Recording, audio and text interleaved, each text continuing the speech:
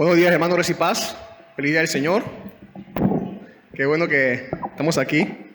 Hemos cantado, leído su palabra,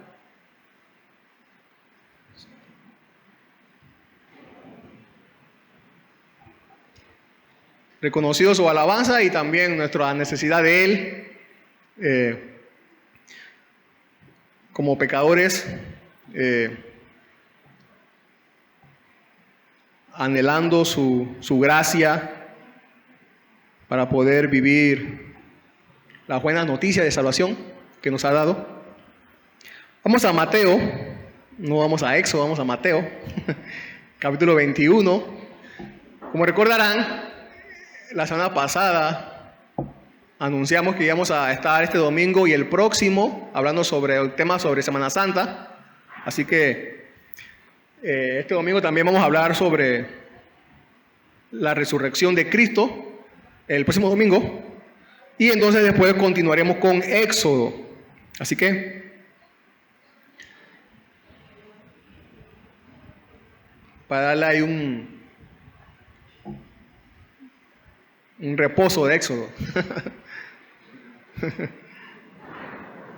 Mateo 21, del 1 al 11, esa es la porción de hoy.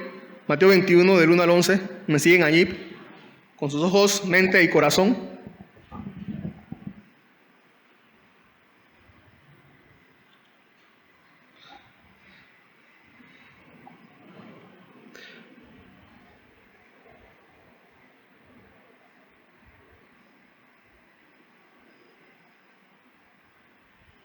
Cuando se acercaron a Jerusalén y llegaron a Betfagé, junto al monte de los olivos, Jesús entonces envió a 2 discípulos diciéndoles: vayan a la aldea que está enfrente de ustedes y enseguida encontrarán un asna atada y un pollino con ella. Desátenla y tráiganlos a mí. Y si alguien les dice algo, digan: el Señor los necesita y enseguida los enviará.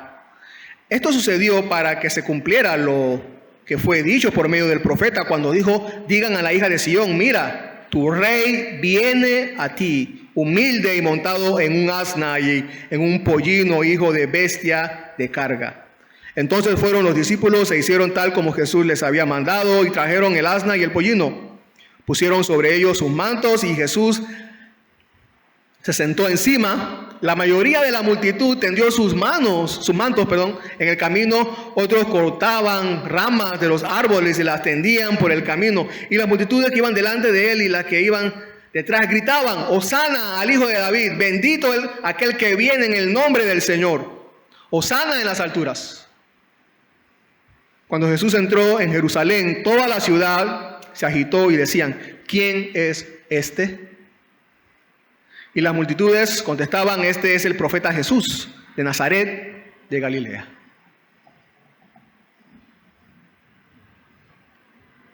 El título de hoy es Nuestro Rey Prometido. Nuestro Rey Prometido. Los que vieron la película Las Crónicas de Narnia,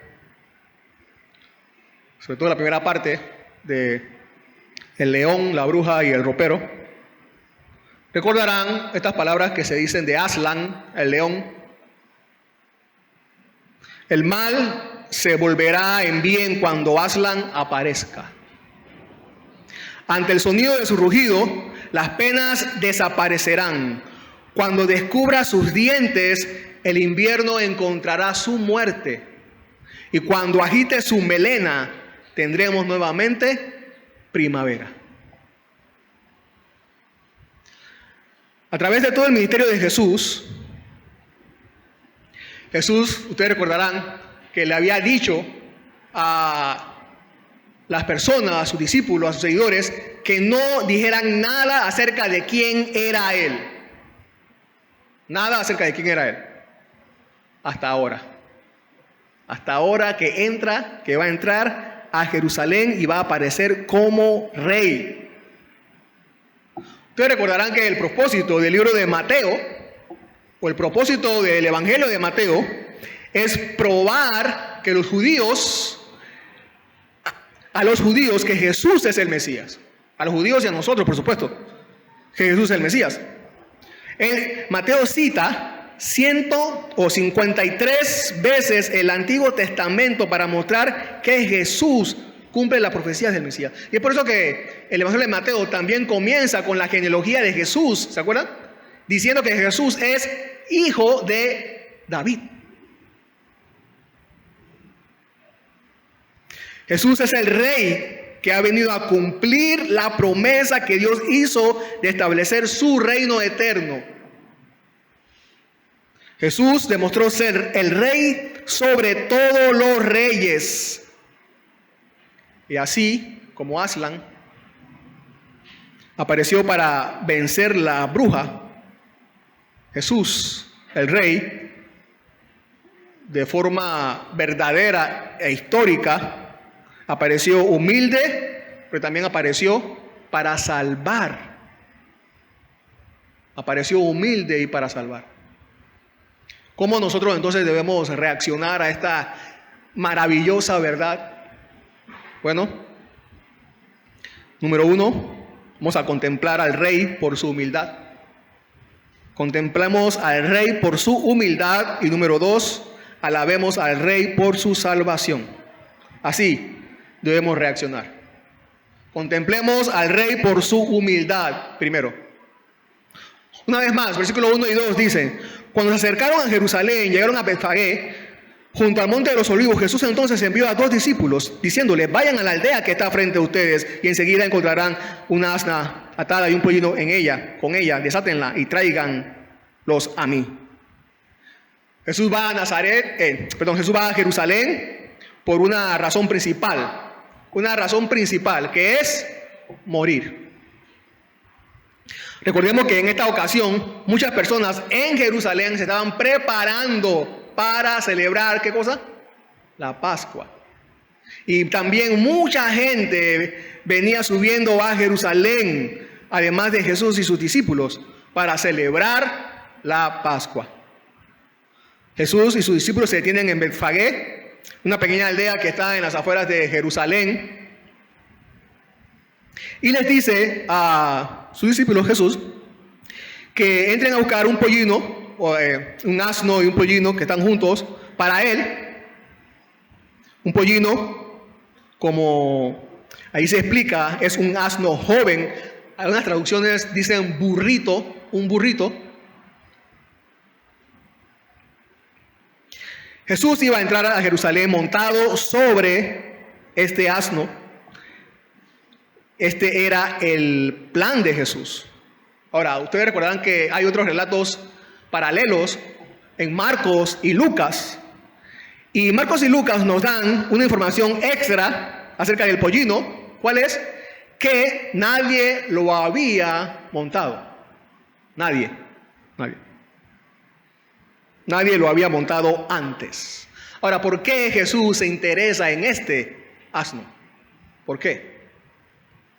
Bueno, la razón es que no se permitía emplear en usos sagrados, ni siquiera entre los paganos, ningún animal que hubiera sido utilizado previamente para cualquier fin doméstico o agrícola. Y Jesús usaría a este asno para el fin más sagrado que puede tener cualquier animal: llevar sobre él al Rey de Reyes. ¿Cómo Jesús sabía que de este asno y del lugar exacto donde estaba? Es una buena pregunta. ¿Cómo Jesús sabía sobre este asno y cómo era y el lugar donde estaba? Y sobre todo que no había sido montado por nadie, ¿no? Bueno, podemos suponer algunas cosas, ¿no?, sobre esta persona y Jesús, pero fíjense, no está esto en perfecta armonía con el hecho de que María también estaba conservada virgen para Jesús cuando Jesús fue concebido y aún hasta su nacimiento. La tumba donde el cuerpo de Jesús fue depositado no fue nueva, no fue en un lugar nuevo donde él estaba. Vemos entonces que esta caravana triunfal de Jesús no tenía nada de casualidad. Todo estaba cuidadosamente planeado, todo sucedió ordenadamente y en su tiempo establecido exactamente como debía ser. Así como fue su nacimiento y como será su muerte. De este modo Jesús muestra de la manera más impresionante que su reino no es de este mundo. Y sigue diciendo el versículo 3, si alguien les dice, digan, el Señor los necesita, enseguida los enviará. El Señor los necesita. Jesús habla como un hombre necesitado. Necesito. Pero en esa misma frase,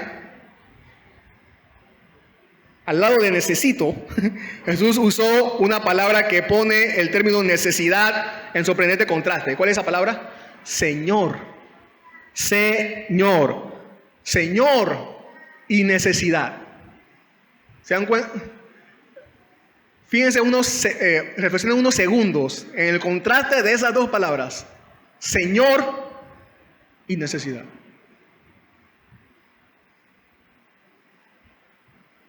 Es extraño esas dos palabras en una misma frase. La palabra necesidad al lado de la palabra Señor. Decía alguien que Jesús no renuncia a su señorío a causa de su necesidad, ni su señorío le exime de la necesidad. Ahora, con respecto al dueño de estos animales y la relación con Jesús, algunos creen que este dueño era un discípulo de Jesús y que éste reconoció las intenciones de Jesús, así que fue una coincidencia providencialmente guiada. Otros creen que era un forastero y pues debió haber sido definitivamente impulsado a consentir la apropiación de sus animales. De cualquier manera, el simple anuncio de que los asnos eran necesarios para el servicio al Señor disiparía toda negatividad. Los discípulos entonces actuaron de inmediato como ejecutores de las órdenes del Supremo Señor. Y fíjense, ustedes recordarán que a lo largo, no solamente ahora en esta transacción, sino que en todo su ministerio, Cristo, asume una naturaleza o carácter de Mesías enviado, rey de su pueblo, verdadero dueño de todo lo creado. Jesús tiene conocimiento de todo sin necesidad de un espía. Jesús tiene poder sobre los hombres sin necesidad de un soldado. Simplemente tiene que decir, el Señor tiene necesidad, e inmediatamente su voluntad real se cumple fielmente. Sabemos que Dios usa lo que quiere y no tiene que pedirle permiso a nadie para ello, pero también es verdad que si Dios va a usar algo de alguien para llevar a cabo su plan, no lo escoge usar por los lujos que posee ese algo. Lo hace porque esa persona está dispuesta a servirle sin reservas algunas. Eso es todo lo que necesita.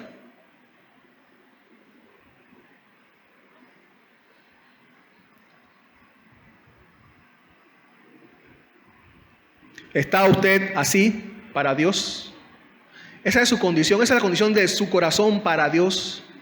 Servirles sin reserva alguna. Para cumplir los propósitos de Dios.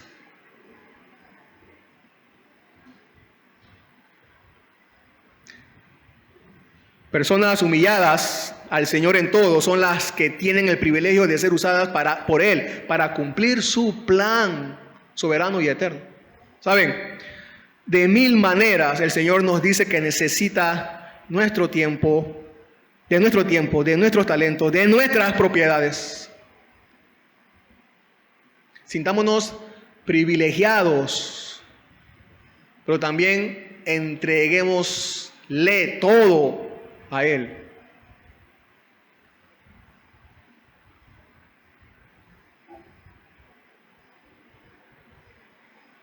Así como fue para los primeros discípulos un gran honor concedido a permitirles contribuir al progreso de la misión de nuestro Salvador. Todos hoy podemos seguir contribuyendo por su gracia a la sublime realización por la que oramos y esperamos como iglesia, que es que Él establezca su reino.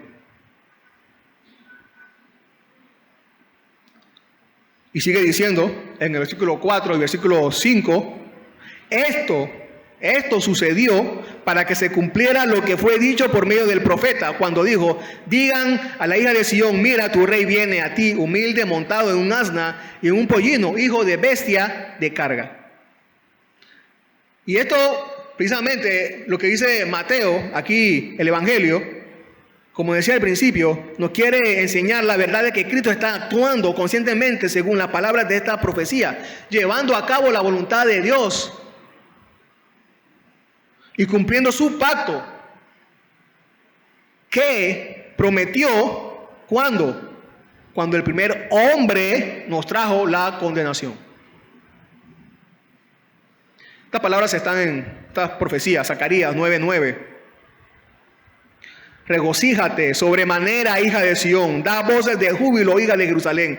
Tu rey viene a ti, justo y dotado de salvación, humilde, montado en un asno, en un pollino, hijo de asna. Esta profecía ahora se cumplió, se está cumpliendo en ese momento, o se cumplió para nosotros al pie de la letra. No de una manera figurada o de manera mística. Como el profeta lo anunció, así sucedió. 550 años habían transcurrido desde el día en que se hizo esta profecía. Y habiendo llegado el tiempo señalado, el Mesías, el rey prometido, llegó a la ciudad verdaderamente montado en un pollino.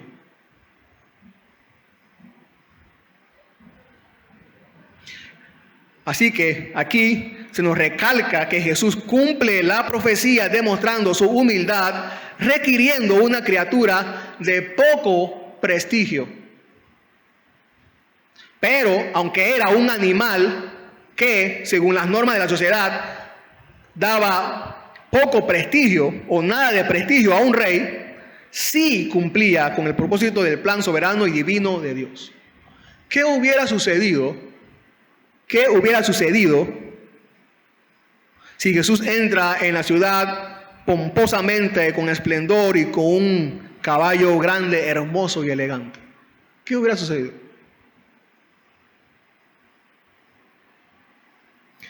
Jesús habría transmitido seguramente una idea totalmente falsa de su reino.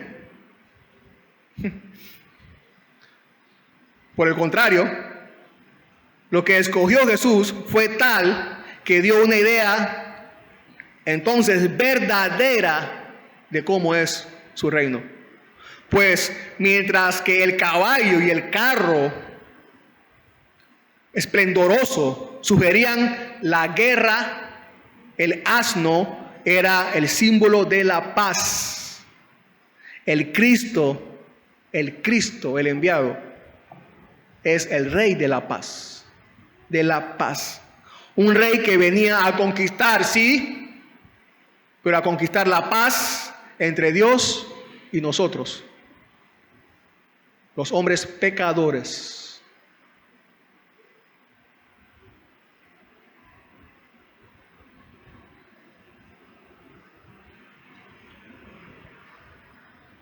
De seguro que, aunque como vamos a ver más adelante, hubo mucho alboroto en la ciudad, pero seguro que para los habitantes de Jerusalén esa circunstancia no tuvo nada de trascendental. Tenían los ojos vendados acerca de la realidad de quién era Jesús, y a la vez Pero también a la vez es seguro que esta profecía tuvo su cumplimiento. Su cumplimiento. Y esto nos enseña que al cumplimiento de la palabra de Dios en el pasado, podemos inferir algo acerca de su cumplimiento en nuestro porvenir. Fundadamente podemos esperar que las profecías con relación a la venida del Señor se van a cumplir, o a la segunda venida del Señor se van a cumplir tan ciertamente como se cumplieron en su primera venida. Esto es así, seguro. Si vino realmente en la primera vez como persona real, vendrá realmente en persona en su segunda venida. La misión de la primera venida de Jesús era la humildad y el sufrimiento. Y esa misión la cumplió, total. La cumplió. Es por eso que ahora en la segunda va a venir en majestad para reinar. Y sigue diciendo entonces el versículo 6. Entonces fueron los discípulos e hicieron tal como Jesús le había mandado y trajeron el asno y el pollino. Mientras Jesús estaba esperando en la entrada de Betfagé, los discípulos cumplieron su mandato recibiendo de paso ellos mismos una confirmación de quién era Jesús realmente y afirmó su confianza en Él. Los discípulos de Jesús aquí entonces son usados para el cumplimiento de la profecía, o sea, para el avance del reino de Dios. Los discípulos de Jesús de todos los tiempos debemos ser obedientes a sus mandatos. ¿Por qué? Porque así mostramos hoy día que Jesús es Rey. Pero sobre todo que Jesús es nuestro Rey también.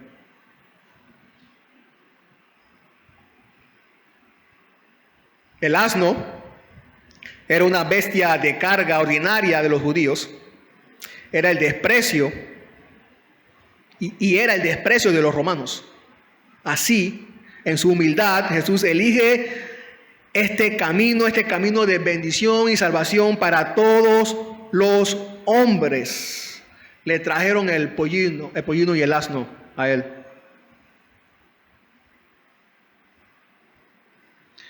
Él escoge entonces este medio de salvación para nosotros. Un medio ordinario y tosco.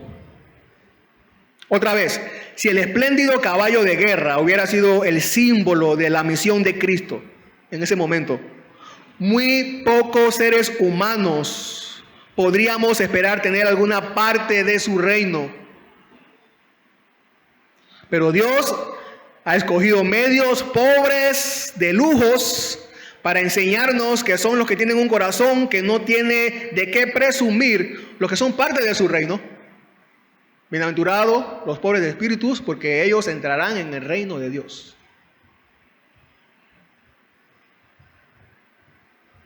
Jesús no entró para atacar al César y acabar con el sometimiento romano. Eso sería fácil para Él, sin ninguna incomodidad, sin ningún sufrimiento. Él entró para acabar con el sometimiento del pecado, para dar vida eterna a su pueblo. Si Jesús hubiera entrado y acabado con los romanos, eso no tendría nada que ver con nosotros. Nada que ver con nosotros. Pero entró para acabar con el pecado y lo hizo. Y al hacerlo también nos dio libertad a nosotros, a todos los que creen en Él. Y así como entra como rey, saldrá como rey, como el rey de la vida, para todos los que creen en Él. El Rey Jesús entró a Jerusalén, ¿para qué? Para morir. El Rey daría su vida por las de sus súbditos. ¿No es eso humildad? ¿Qué rey da su vida por la vida de sus súbditos?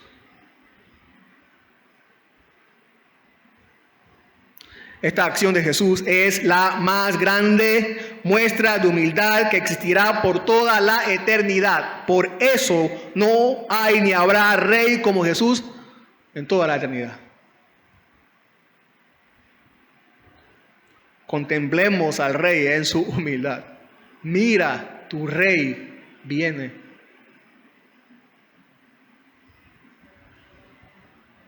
Número 2, entonces, versículo 7 en adelante, o la segunda parte, versículo 7 en adelante. Alabemos al rey por su salvación. Alabemos al rey por su salvación. Pusieron sobre ellos sus mantos y Jesús se sentó encima. Versículo 8, la mayoría de la multitud tendió sus mantos en el camino, otros cortaban ramas con los árboles y la tendían por el camino. ¿Saben? Esto era costumbre, sobre todo en el pueblo de Israel, cuando se enteraba de que Dios había designado a un hombre para reinar. Un ejemplo específico lo encontramos en 2 de Reyes, capítulo 9. No lo vamos a leer todo, yo lo hago el resumen. Si quieren, después lo buscan. Cuando Jehú fue rey, cuando Eliseo ungió a Jehú como rey, dice que cuando Jehú se sentó con los capitanes del ejército y el profeta Eliseo vino por orden de Dios,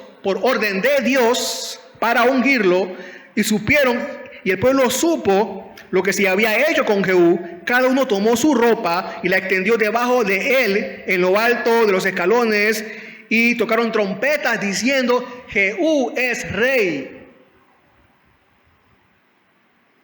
Ahora, estas personas hacen lo mismo con Jesús. Reconocen públicamente que Jesús es rey. El rey ungido por Dios para libertar y salvar a su pueblo.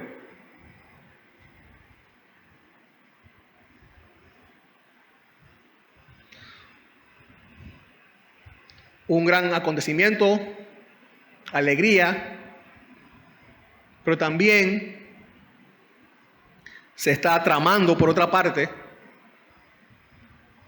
o ya se ha tramado la amenaza. Juan 9:22, sus padres dijeron esto porque tenían miedo de los judíos, porque los judíos ya se habían puesto de acuerdo en que si alguien confesaba que Jesús era el Cristo, fuera expulsado de la sinagoga. Así que todo esto se está entrelazando para llevar al arresto de Jesús y la crucifixión de Jesús, según la soberanía de Dios. El versículo 9 sigue diciendo: y las multitudes que iban delante de él y las que iban detrás gritaban: Hosana al Hijo de David, bendito aquel que viene en el nombre del Señor, Hosana en las alturas. Gritaron a Jesús como Rey y Señor. Gritaban: Hosana al Hijo de David, Hosana. La palabra Hosana significa sálvanos ahora. Salmo 118, 25-26 dice: te rogamos, oh Señor, sálvanos ahora. Hosana es la palabra en hebreo ahí. Hosana. Sálvanos ahora. Te rogamos, oh Señor, prospéranos ahora. Bendito el que viene en el nombre del Señor. Desde la casa del Señor lo bendecimos. Fíjense lo que dice el salmista. ¿A quién se está dirigiendo el salmista? ¿A quién? Esta es una súplica claramente dirigida a Dios y a su ungido. A Dios y a su ungido. Ellos son los únicos que están dotados para traer la salvación al pueblo de Dios. La frase con la que llaman a Jesús Hijo de David, no solo significa que Jesús es descendiente lejano del rey David, sino que además era un título. Era el título por el que se le conocía o se iba a reconocer al Mesías prometido por Dios para salvar a su pueblo.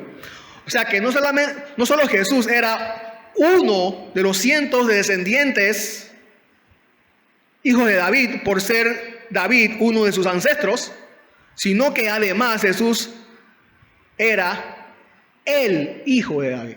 No era un hijo de David, era el hijo de David. No solamente por nacimiento era un hijo de David, sino que además le estaban dando el título de el hijo de David. Él, hijo de David, ha venido a cumplir la misericordia prometida de nuestros padres por la fe, Abraham, Isaac y Jacob. Y su santo pacto para con ellos y nosotros. Hosana en las alturas. También ahí ellos parece que quieren que se ratifique en el cielo la bendición que se pide acá en la tierra. En las alturas. En las alturas. Aunque tenemos que recordar que los ángeles no necesitan esta oración, sálvanos ahora, para ellos mismos, pero sí sabemos que ellos se regocijan por cada pecador arrepentido, por cada oveja perdida llevada al redil sobre los hombros de este hijo de David, que es mejor que David, porque es el buen pastor para nosotros. Y estas palabras Hosana, esta palabra Hosana, ahora no solamente es una súplica, sino que también se ha convertido en una expresión de alabanza. Alabanza, porque nos ha llegado por fin el Rey Salvador. Ya hemos sido librados del pecado, del sometimiento y la esclavitud del pecado. Todos nuestros pecados han sido perdonados por Él y tenemos paz para con Dios, para ser adoptados como hijos suyos, con vida nueva y por toda la eternidad. Esta semana, domingo, hoy,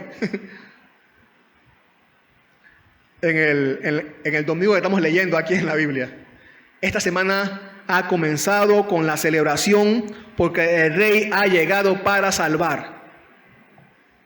Y en la siguiente semana Jesús con su vida misma va a confirmar que esa celebración para nada fue en vano. Versículo 10, cuando Jesús entró en Jerusalén, toda la ciudad se agitó y decían, ¿quién es este? Y las multitudes contestaban, este es el profeta Jesús de Nazaret, de Galilea. Dice que toda la ciudad se agitó. Otras traducciones dicen, se sacudió. Otras traducciones dicen, se alborotó la ciudad. Y cuando hablan de ciudad se refieren a las personas, ¿no? Se agitó, sacudió, se alborotó la ciudad. Toda la ciudad. Era tal el festejo, la caravana festiva, que las personas salían de sus casas a ver qué era ese ruido, ese griterío, esas canciones, esas alabanzas. Yo me imagino que al día siguiente, supongo yo que al día siguiente, hasta el día siguiente, era tal la fiesta, la caravana, que al día siguiente, por muchas partes, hablaba aún de lo que había sucedido el día anterior, de esta caravana. Estas personas debieron haber estado tan contentas, tan alegres, tan felices.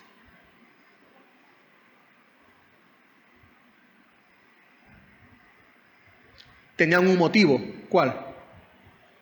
Su salvación había llegado.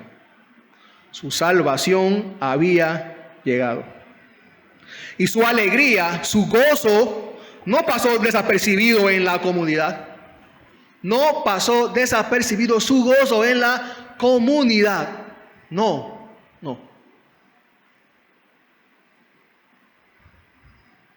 El de ellos no. ¿Y qué del nuestro? ¿Qué del suyo? ¿Qué del suyo?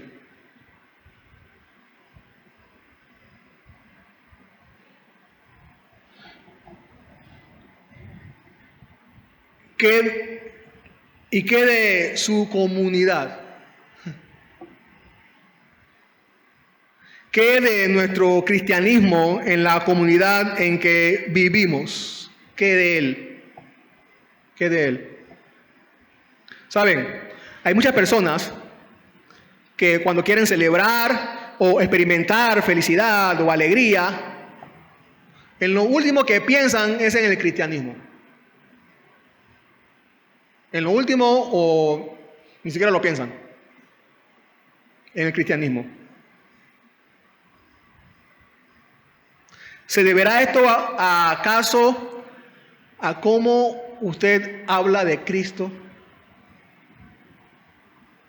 ¿Se deberá esto acaso a cómo cantamos sobre Él y lo que Él ha hecho por nosotros?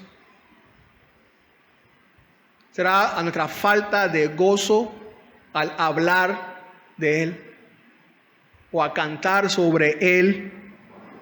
Cuando las personas nos ven y nos conocen, se dicen, esa persona ha encontrado la felicidad.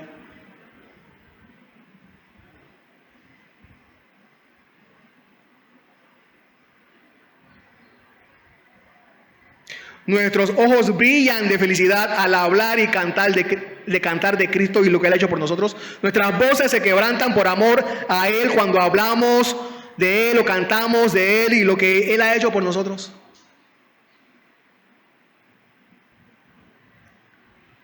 Acerca de nuestra salvación. Hermanos y hermanas, que nuestras vidas sean una alabanza a Dios, una continua alabanza a Dios, porque ha llegado a nosotros nuestra salvación y nuestro Salvador. Que no pase desapercibido esta gran verdad donde vivimos. ¿Quién es este? ¿Quién es este? Mucha gente se hacía esa pregunta. ¿Quién es este? Y seguro había muchas respuestas, como hoy día también. Por eso que en una ocasión ustedes recordarán que Jesús preguntó, ¿quién dicen los hombres que soy yo? ¿Se acuerdan? Los creyentes pueden reconocer y alabar al Mesías, saber quién es Él, pero los incrédulos solo se conforman con simples datos biográficos. Es un profeta. Nació en Nazaret. Es alguien que le gusta hablar de Dios. ¿Ya?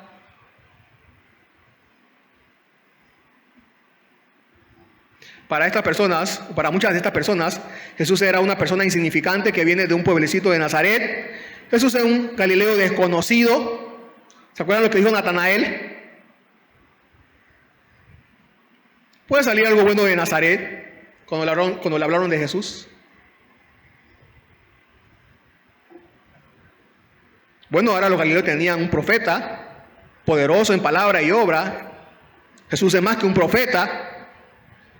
Pero el Evangelio de Mateo también nos da a entender con una cita del Antiguo Testamento para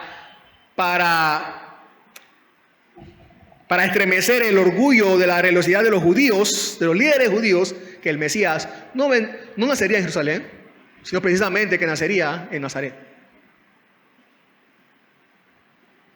¿Quién es este? ¿Quién es este? ¿Quién es este? Una gran pregunta. Una gran pregunta que se siguen haciendo muchas personas el día de hoy acerca de Jesús.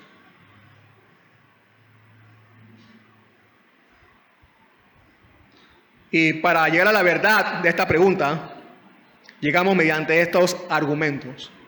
Número 1, Jesús. Sí, Jesús es un profeta. Sí. Pero Jesús es el profeta. El profeta. No un profeta, es el profeta y su distinción es evidente. Juan 3:2. Este vino a Jesús de noche y le dijo: Rabí, sabemos que has venido de Dios como maestro, porque nadie puede hacer las señales que tú haces si Dios no está con él. Juan 6:14. La gente entonces, al ver la señal que Jesús había hecho, decían: verdaderamente este es el profeta que había de venir al mundo. Y por eso Jesús es un profeta, pero más que un profeta, es el Cristo, el preordenado que lleva el cargo y realiza la obra descrita en la profecía, el Redentor, la esperanza de Israel y de la humanidad. Lucas 2:28 en adelante dice: Simeón tomó al niño en sus brazos y bendijo a Dios diciendo: ahora, Señor, permíteme que tu siervo se vaya en paz conforme a tu palabra, porque mis ojos han visto tu salvación. Al Mesías prometido, Salvador. Juan 11:27, ella dijo: sí, Señor, yo he creído que tú eres el Cristo, el Hijo de Dios. O sea, el que viene al mundo. El que viene al mundo para salvar. Y por eso, entonces, como Él es el Cristo, por eso Él es el Hijo de Dios. Mateo 27:54. El centurión y los que estaban con Él custodiando a Jesús, cuando vieron el terremoto y las cosas que sucedían, se asustaron mucho y dijeron, confesaron, en verdad, este era Hijo de Dios. Y por eso, porque es Hijo de Dios, entonces este es el Verbo que estaba con Dios y era Dios, uno con el Padre, porque en todas las cosas fueron hechas y todas las cosas en Él permanecen. Juan 1:1 y Colosenses 1:17. En Él está la vida y la luz de los hombres, por lo tanto el único Redentor y vida eterna.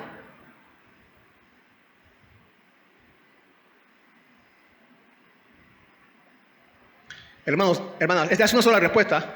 Esta es una sola respuesta acerca de quién es Jesús. La primera verdad implica la segunda verdad y así.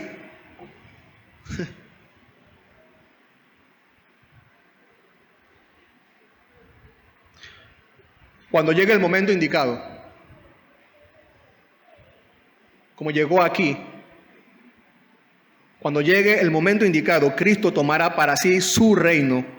Se declarará rey en medio de sus enemigos, como ahora lo está haciendo entrando en Jerusalén, pero esta vez con gloria eterna y poder soberano. Ese día indicado. ¿Quién es este? ¿Quién es este? Se siguen preguntando muchas personas el día de hoy, por todas partes del mundo, de toda clase. ¿Quién es este? ¿Quién es este hombre? Muchas personas con una actitud de indagación, otros con desprecio e incredulidad. ¿Quién es este? Pero nosotros los cristianos respondemos con fe, amor y gozo. Esta es nuestra respuesta. ¿Quién es este? Bueno, este es Jesús, el profeta, el Cristo, el Hijo de Dios, el Cordero de Dios que quita el pecado del mundo, el gran sumo sacerdote, el Rey de Reyes y Señor de Señores, que vino a reclamar su reino en cada corazón de sus escogidos y vendrá otra vez a crear una tierra nueva y un cielo nuevo para la salvación eterna de su pueblo, y será un reino sin fin. Oremos. Señor, gracias.